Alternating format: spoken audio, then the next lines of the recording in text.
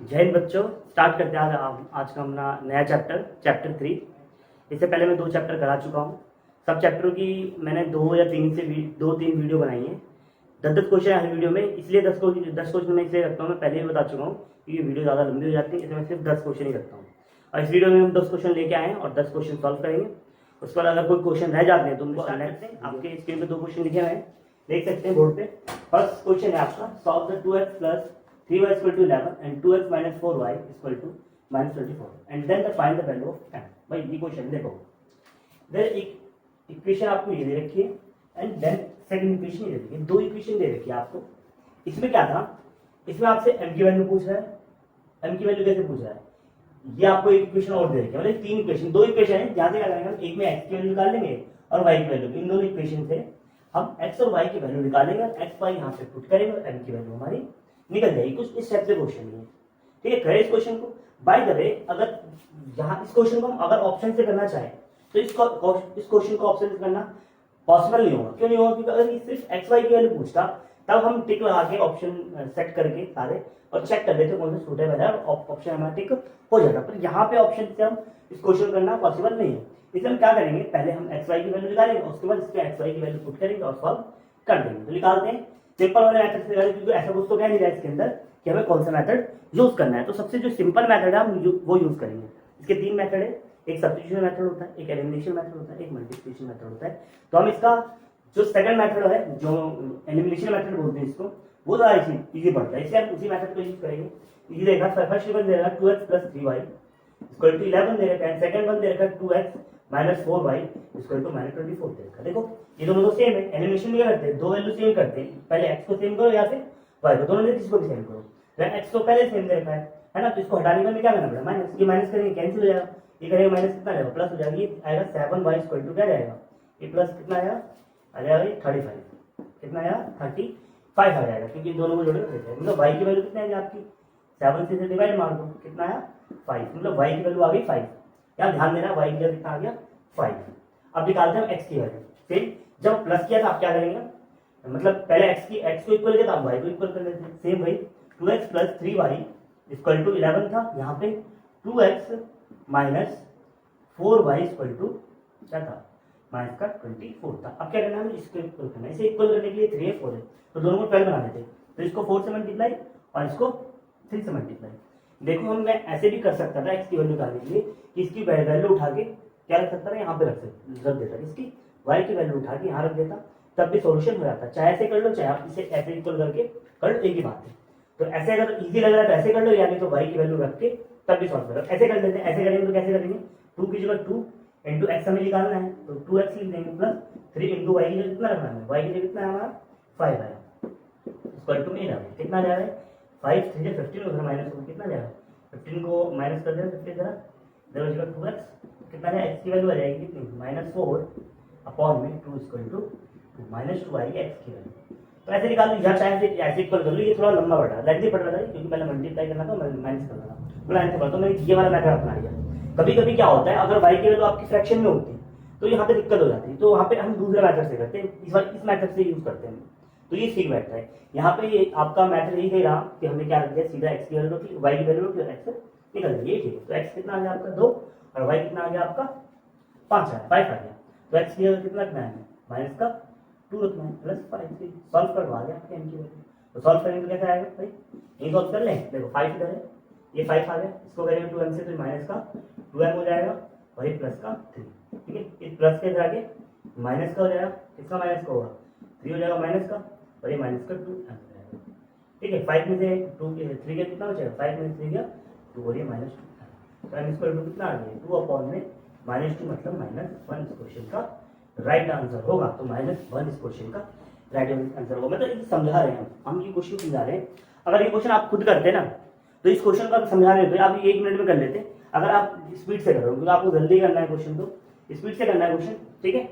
तो कुछ ज्यादा है नहीं इसके अंदर, रॉकेट साइंस कुछ नहीं है, बस आपको कैसे करना है आप देख सकते हैं। अगला क्वेश्चन देख लेते हैं, स्टार्ट करते हैं अपना नेक्स्ट क्वेश्चन। देखो नेक्स्ट क्वेश्चन में क्या रहता है, इसमें के की वैल्यू निकालनी है, अंडर के which the system of the equation x plus y, मतलब एक इक्वेशन ये दे रखी है आपको, एक इक्वेशन ये दे रखी है, इसमें आपको के की वैल्यू निकालनी है, ठीक है। और क्या देखा, क्या है, नो सोल्यूशन कह रहा है, क्या कहता है, नो सोल्यूशन। भाई नो सोल्यूशन में क्या कंडीशन, देखो मैंने तीनों लिख दिया पहले से, क्या किस चीज में क्या कंडीशन होती है। तो पहले वाले में क्या होता है, जब नो सोल्यूशन होते हैं तो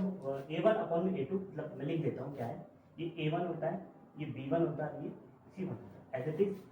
a2 होता है, ये b2 होता है, एंड ये क्या होगा, जब ये प्लस में इधर आके क्या हो जाएगा माइनस में, इसको हम माइनस माइनस 3 इक्वल टू 0 भी लिख सकते हैं, क्या हो सकता है हमारा, रहेगा हमारा सी। ठीक है, एक ही बात है। तो सॉल्व करेंगे तो क्या बनता है हमारा, हमें पता है नो सोल्यूशन की कंडीशन बनती है, मतलब लास्ट के तो हमें लिखना ही नहीं, नॉट इक्वल टू, ये दोनों बराबर होते हैं ना, इसका मतलब a1 अपॉन में b2 बराबर होता है b1 अपॉन में b2 के, है ना, ये होता है। तो अगर मैं इसको सॉल्व कर कितना a1 कितना होता है, a1 कितना है भाई 1 है, a2 कितना, a2 2 है, और b1 कितना आपका y है, y मतलब 1। भाई इसके आगे कुछ नहीं तो 1 होता है, इसके आगे कुछ नहीं तो 1 तो होता है, 1 से मल्टीप्लाई कर ही रहा है, एंड b2 कितना आपका b इक्वल टू k, और इसे क्रॉस मल्टीप्लाई में क्या है, k को 1 से करेंगे तो k और 2 को 1 से करेंगे तो k की वैल्यू कितनी है। तो वेरी वेरी सिंपल क्वेश्चन, बहुत आसान क्वेश्चन था ये। तो k की वैल्यू आएगी आपकी, तो इस टाइप के क्वेश्चन जरूर आएंगे, ठीक है। तो नेक्स्ट क्वेश्चन करते हैं, स्टार्ट करते हैं अपना next question. Question number 3, solve the following pair the linear equation. दो लीनियर इक्वेशन दे रखे आपको, एक आपके पास ये है और एक आपके पास ये, दो लीनियर इक्वेशन दे रखे आपको, जरूरत है करना है एक्स वाई की वैल्यू निकालनी है। तो इसमें देखते हैं हम क्या देखते हैं, एक्स और वाई की वैल्यू पुट करके देखते हैं भाई, ऑप्शन वाला मिल जाएगा। सबसे पहले किसको ले, सबसे पहले हम चलो सबसे पहले वाला लेते हैं। अगर मैं इसकी अगर 2 रखता हूँ, इसके क्या रखता हूँ 2 रखता हूँ, तो 2 2 कितना हो जाएगा 1 हो जाएगा, प्लस में वाई की 3 रखता हूँ तो 3 2 जा 6, कितना हो जाएगा 3 2 जा 6, है ना, 6 अपॉन 3 होगा, तो कैंसिल करेंगे कितना जाएगा यहाँ पे 1 + 3 = 1 आ रहा है क्या, सुटेबल हो रहा है, नहीं हो रहा, तो पहला खत्म। ठीक है, सेकंड ऑप्शन देखते हैं। सेकंड वाले में क्या दे रखा है, सेकंड वाले में -2, इसलिए -2 रखते हैं, तो -2 अपॉन में 2 प्लस 2 इंटू में इसलिए -3 रख के देखते हैं, है ना, अपॉन में कितना है 3, सॉल्व कर कितना आ रहा है, इसको काटेंगे तो -1 और इसको करेंगे तो कितना है 3 से 3 -1, इससे करेंगे मल्टीप्लाई -2 इक्वल टू -1 हो रहा है, ये -3 आ रहा है ना, तो ये भी गलत, ये भी खत्म हो गया ऑप्शन। ऑप्शन थर्ड देखते हैं, भाई 2 रखते हैं, 2 की जगह 2 रखा हमने तो ये आ गया 1, है ना, प्लस इसलिए -3 रखते हैं, -3 का कितना आएगा, माइनस का 6 अपॉन में 3 इक्वल टू -1, मैं कैंसिल करेंगे कितना आएगा -2 प्लस -1 इक्वल टू -1, सॉल्व करेंगे -1 इक्वल टू -1, कहाँ है ऑप्शन सी क्वेश्चन का राइट आंसर। तो इस तरीके से करना है इस क्वेश्चन को, हमें सेकंड ऑप्शन की और जरूरत नहीं पड़ी और इस क्वेश्चन सॉल्व हो गया। अगर इस टाइप का क्वेश्चन है तो आपको सॉल्व नहीं करना है, ऑप्शन से करना है, ठीक है। कई बार क्या होता है कि इसके अंदर एक और क्या हो सकता है, इसके अंदर ऑप्शन भी चेंज नहीं कर सकते, क्योंकि ऑप्शन चेंज करें तो भाई क्वेश्चन चेंज हो रहा है ना। तो इस तरह वाई दर कभी 2 नंबर एक साथ सूटेबल हो जाएगा, तो ये भी नंबर सूटेबल हो रहा है, ये भी सूटेबल हो रहा है, तो फिर सेकंड इक्वेशन में चेक कर लेंगे रखकर, ठीक है। टाइम नहीं लगेगा, बिल्कुल आसान सा क्वेश्चन है, इसे ऑप्शन से हम बहुत आसानी से कर सकते हैं, ठीक है। बात समझ में आई। सेकंड क्वेश्चन करते हैं, नेक्स्ट क्वेश्चन करते हैं, क्वेश्चन नंबर 4 कहता है इन अ ट्रायंगल एबीसी, एबीसी एक कोई ट्रायंगल है, बना लेते हैं फटाक से एकदम। एबीसी एक ट्रायंगल है, ठीक है, इसमें ये कितना दिया है, कितना दिया है पता नहीं, ये भी नहीं पता, ये भी नहीं पता, भाई एबीसी तो निकालना है हमें, ये एंगल निकालना है। कहते हैं सी जो है बी का ट्रिपल है, मतलब 3 गुना है, मतलब 3 है, क्या बोलते हैं जो भी 3 गुना, मतलब सी जो है एंगल सी वो बी का 3 गुना है ना। और जब एंगल ए और एंगल बी को डबल करते हैं तो वो एंगल सी के बराबर आएगा या तो एंगल के ट्रिपल के बराबर आएगा, मतलब ये कहता है एंगल बी के 3 गुने के बराबर आएगा, ये कंडीशन होती है। तो इसे ऑप्शन से करेंगे, पहले बेसिक से करेंगे भाई। अच्छा हमें पता है angle A plus angle B plus angle C equal to कितना होता है 180, ये हुआ ना। अच्छा ए बी की जगह कर सकते हैं, ए प्लस बी की जगह क्या कर सकते हैं, अगर मैं इसको ध्यान से देखूँ यहाँ पे, है ना, तो 2 इधर आके डिवाइड मार देगा, मतलब ए प्लस बी की जगह रख सकता हूँ मैं, कितना लिख सकता हूँ एंगल सी अपॉन 2 लिख सकता हूँ, और प्लस में सी है ना, एंगल सी क्या था, एंगल सी अपॉन 2, समझ में आई बात। तो ये 2 मल्टीप्लाई, अगर मैं इन दोनों को इक्वल रखूँ, मतलब इक्वल मतलब कहाँ रखें, यहाँ रखते हैं, एंगल सी इक्वल टू मैं रख दूँ 2 angle A plus angle B की जगह रख दूँ, तो ये 2 इधर डिवाइड करेगा, मतलब एंगल सी के नीचे आ जाएगा 2, मतलब angle A plus angle B बराबर कितना आएगा भाई, बी बराबर कितना है सी अपॉन, तो मैंने सी अपॉन 2 रख दिया, एंगल बी प्लस, तो ये सी है इधर 1, तो ये आ गया, ठीक है। इसको सॉल्व करेंगे कितना आएगा भाई, एलसीएम ले लेते हैं इन दोनों का, तो 2 1 0 3 angle C equal to 2 equal to 180, है ना, 2 इधर आके मल्टीप्लाई कितना आया 360, इधर 3 angle C angle C equal to 360 upon में 3 कितना आ गया भाई 120 120 आ रहा है एंगल सी 120 कहाँ पर है बताओ 120 कहाँ पर है ये भी आ रहेगा तो आपका ये दोनों खत्म हो गया एंगल सी ये दोनों आ रहा है मतलब 120 आ रहा है ये भी आ रहा है और ये भी आ रहा है दोबारा मेहनत करनी पड़ेगी थोड़ी सी मेहनत कर लेते हैं ये कहता है एंगल जो सी है ना वो बी जो एंगल बी है मतलब ये 3 गुना कर रहे हैं बी का मतलब 3 टाइम कर रहे हैं तब जाके सी के बराबर है इसका मतलब एंगल बी कहीं ना कहीं से कितना होगा भाई इसको अगर 3 से डिवाइड करूँ तो बी निकल जाएगा तो 120 को मैं 3 से डिवाइड करूँगा कितना आएगा 40 एंगल बी 40 होना चाहिए 40 इसमें ये है आपका राइट आंसर ठीक है वैसे करेंगे इस क्वेश्चन को इससे भी आसान तरीका है इसका करने में शॉर्ट मेथड क्या देखते हैं हम क्वेश्चन के हिसाब से क्वेश्चन कहता है एंगल सी जो एंगल बी का 3 टाइम्स है बताओ किसके अंदर एंगल बी सी है जो एंगल बी का 3 टाइम्स है इसके अंदर है क्या 6 टाइम आ रहा है तो इसके अंदर है क्या इसी में तो है सिर्फ यही है और कहीं तो है सारे ऑप्शन खत्म बस आप देगा वहां पे क्वेश्चन सॉल्व है ना भाई जो एंगल सी का जो बी है वो क्या कैसे है 3 टाइम है ना एंगल बी का 3 टाइम कर रहे हैं जब वो सी के बराबर है तो 40 का 3 टाइम करेंगे तो 120 आएगा मतलब यही ऑप्शन और कोई है नहीं तो ऐसे करना है ऐसे ही सॉल्व करेंगे तो बताना पड़ता है फिर भी लेकिन सॉल्व इसको ऐसे भी हम कर सकते हैं ठीक है स्टार्ट करते हैं नेक्स्ट क्वेश्चन नेक्स्ट क्वेश्चन अपना नेक्स्ट क्वेश्चन ले रहा है the value of k of 4 which is the system of linear equations x plus 2y is equal to 3 5x plus ky plus 7 is inconsequent अच्छा क्या है एक इक्वेशन ये equation है आपको k की वैल्यू निकालनी है तो इनकंसिस्टेंट तो इस कंडीशन में क्या होता है इस वाली कंडीशन में भाई मैंने 3 कंडीशन बताई थी ना आपको इस वाली कंडीशन में क्या होता है आपका a1 अपॉन में bu a1 अपॉन में a2 ऐसी बात करते हैं बराबर होता है b1 अपॉन में b2 नॉट इक्वल टू होता है c1 अपॉन में ये वाली कंडीशन होती है तो बस वैल्यू रखो और सॉल्व करो देख लो ये की वैल्यू x क्या कितना है